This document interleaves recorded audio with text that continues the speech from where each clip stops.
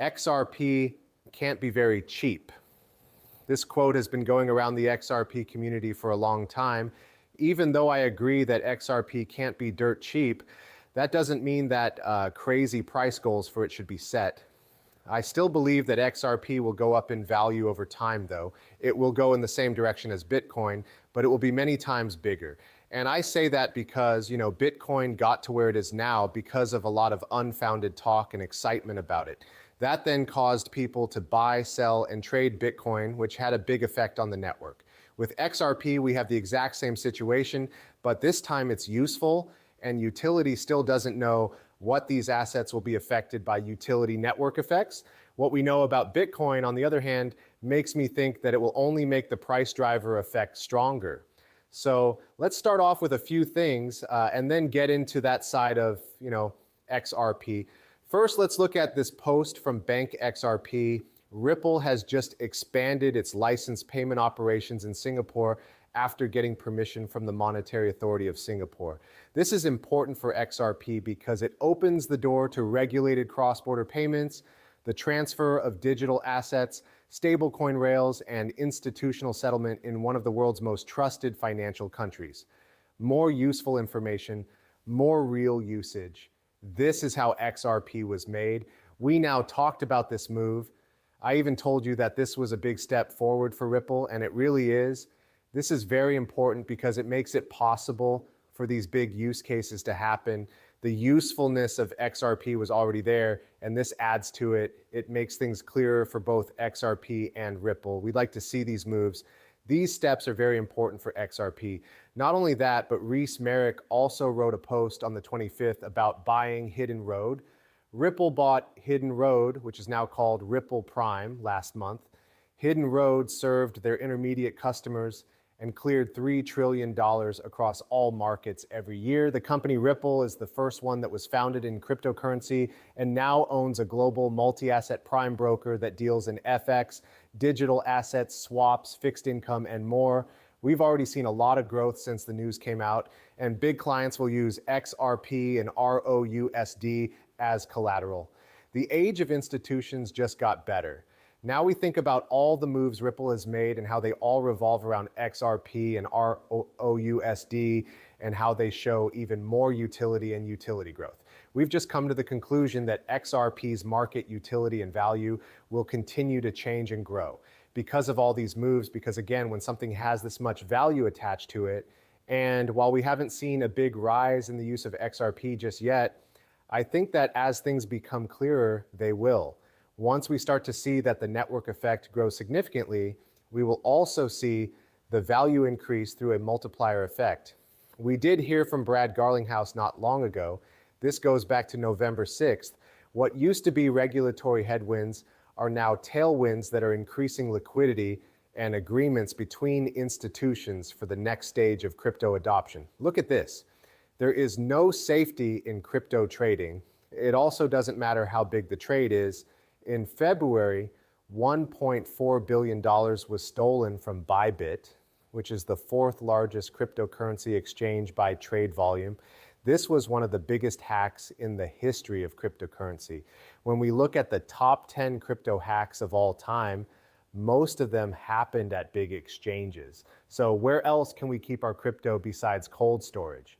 iTrust Capital has premium custody accounts, which are one of the best places to store your crypto because they are fully closed loop systems that are meant to keep assets separate and safe.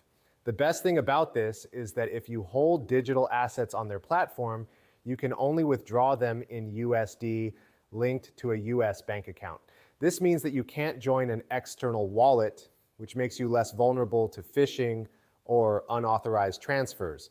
So if you want to use one of the safest places to store your crypto, you can sign up right now using my link in the description below. If you put $1,000, you'll get an extra $100 in bonus funds. I don't think it's possible to stop people from looking for these tools. Some people, like Gary Gendler, said that the crypto world is like the Wild West. That couldn't be further from the truth. That's how the people I knew tried to get us clear rules. Please help us understand those rules and don't just sue us without doing anything. We're finally happy, even though it took a while. It doesn't make sense to think that there is only one internet. I think about it, and I think Ripple has always pushed the idea that if crypto does well, it will probably be great for Ripple. That's why we've put almost $3 billion into other crypto projects. Some of them are only for XRP, and some are limited partners and funds that help a lot of different things. We think it's good for us if crypto does well, though. We thought it was so important for crypto that we fought the fight with the SEC and the last government. This is part of the reason you brought it up. There would be bad things for our business if no one fought that fight. You are the ones who owe the money, right? You're the first company to own a bunch of tokens, right? Yes. As we've seen, it makes sense for a community to have people who act as anchors. We are the ones who care the most about XRP.